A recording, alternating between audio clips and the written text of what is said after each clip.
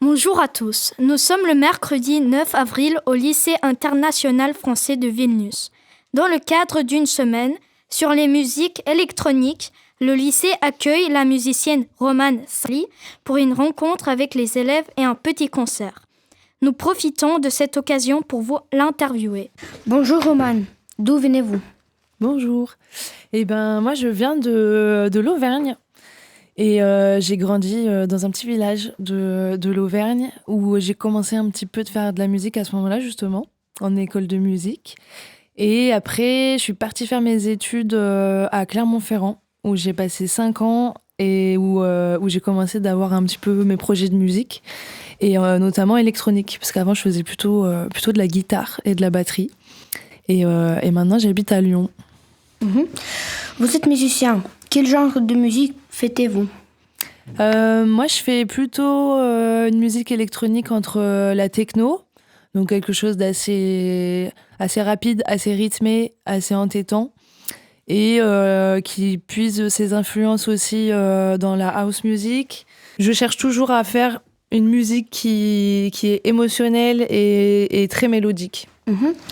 Depuis quand aimez-vous la musique électronique ? J'ai découvert à la base, moi quand j'étais plus petite, plus jeune, j'écoutais beaucoup de rock. Quand j'avais vos âges, j'écoutais pas mal de rock pendant tout le collège et j'ai commencé d'écouter de la musique électronique à partir de la seconde quand j'avais 15 ans. Et en terminale, j'ai écouté à fond ce style-là et c'est aussi l'année où j'avais installé un petit logiciel dans mon ordinateur. Et j'ai commencé de faire mes musiques à ce moment-là. Pourquoi vous avez choisi de faire de la musique électronique ? Parce que, alors au départ, quand je me suis installé des logiciels dans mon ordinateur, au début, j'enregistrais ma guitare et j'enregistrais ma voix. Donc c'était plutôt des chansons, guitare plus voix. Et comme c'était sur des logiciels où il y avait des synthés virtuels, du coup, je mettais de plus en plus de notes et de synthés électroniques. Et en fait, plus je créais des morceaux comme ça, et moins je mettais ma voix, moins je mettais de la guitare, et plus je mettais des synthés. Et en fait, c'est comme ça que j'ai découvert que ça me plaisait vraiment. Et au final, j'ai complètement laissé tomber la guitare et je me suis passionnée de la musique électronique, des synthétiseurs. Quand avez-vous commencé à faire de la musique ? J'étais en CM2, donc j'avais 11 ans. Et mon papa, il avait une guitare de quand il était jeune. Cette guitare, elle était au grenier. Et un dimanche, il a sorti la guitare du grenier et on a commencé de jouer un peu de musique comme ça. On regardait des partitions, des tablatures sur Internet.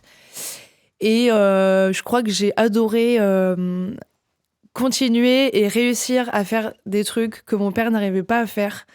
Et il y avait un petit challenge et c'est un peu comme ça que j'ai commencé de faire de la musique. Et en fait, au bout d'un moment, ça me challengeait d'apprendre des trucs qui étaient plus difficiles à chaque fois et de sentir que je montais en niveau, en compétence. Mais c'était vraiment que de la guitare. À ce moment-là, j'en ai fait pendant 9 ans et c'est bien plus tard qu'est arrivé les machines, les logiciels et tout ça. Ok. Est-ce que vous avez peur avant un concert ? Ah bah oui, là j'ai le trac, hein.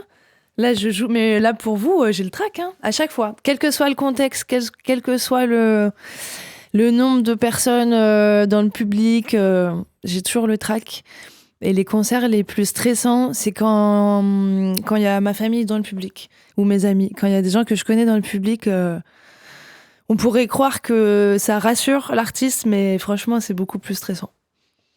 Et qu'est-ce que vous aimez dans les concerts ? J'adore déjà j'adore voir les gens danser, s'amuser et c'est un moment de liberté pour eux, un moment de rêverie, d'imagination. Donc voilà, de base le contexte il est quand même assez fun. Et j'aime beaucoup voir, notamment là quand je vais jouer des morceaux pour la première fois, de me rappeler dans quel contexte je les ai créés, où j'étais un peu dans mon coin, toute seule, en introspection. Et qu'en fait, là, d'un coup, je les entends sonner dans des enceintes pour des gens. Et ça, c'est toujours cool, quoi.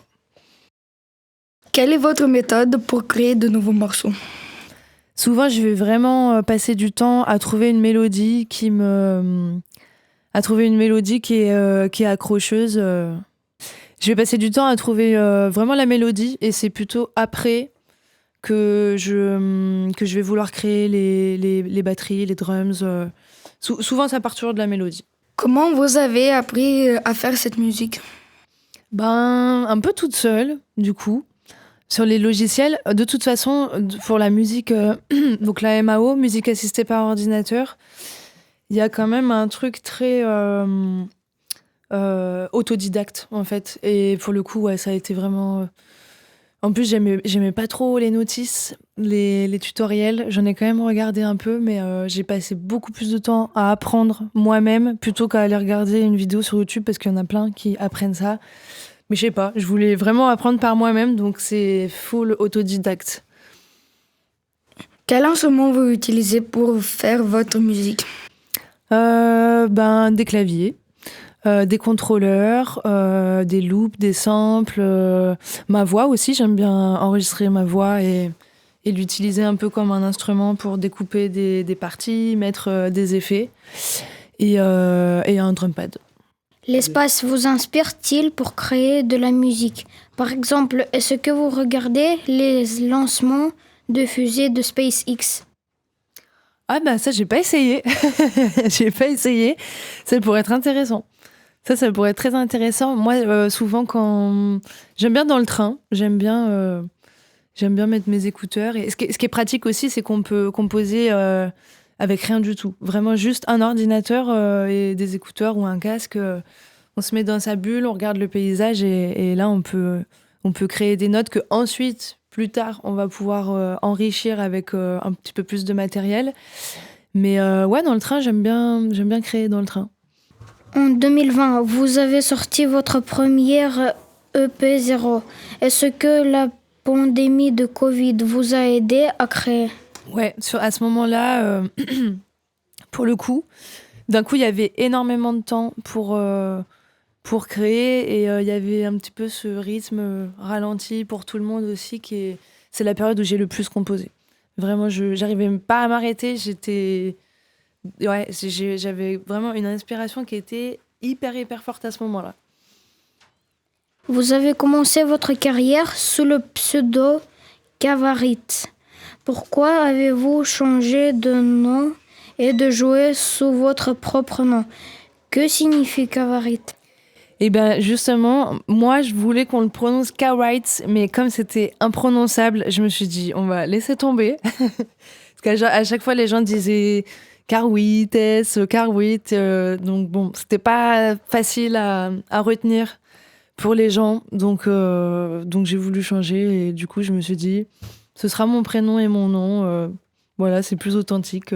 Et au moins, si c'est mon vrai nom, je me lasserai pas dans plusieurs années. Parce qu'un surnom, un pseudonyme, on peut s'en lasser. Et je me suis dit, si je garde mon nom, voilà, comme ça, je reste fidèle à moi-même. Et qu'est-ce que signifie Kavarit? Ah oui, c'est vrai. Eh ben, ça venait d'un surnom que m'avait donné ma sœur, Kaboul, et Wright pour écrire en anglais. Vous vous produisez souvent en festival. De quel festival vous vous souvenez le plus? Honnêtement, de tous, mais je sais pas si je devais en citer un, je dirais les Nuits de Fourvière. Parce que c'était dans un grand théâtre antique en extérieur, c'était plein de monde, c'était assez impressionnant comme vision. Et je faisais la première partie d'un artiste que j'adore qui s'appelle Woodkid.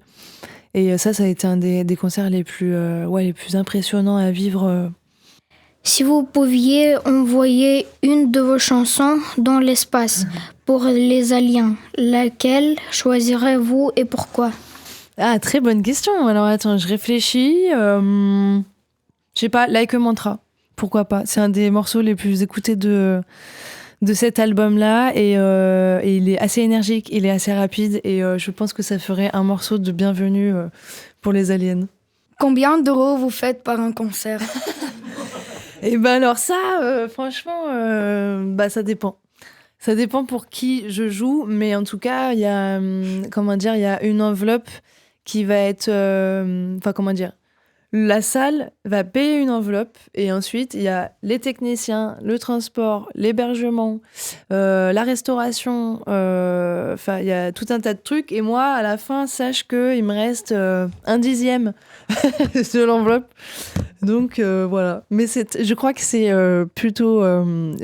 mon agent ne veut pas que je dise ce genre d'informations, donc ça reste secret. Ok, merci. Merci. Merci à vous.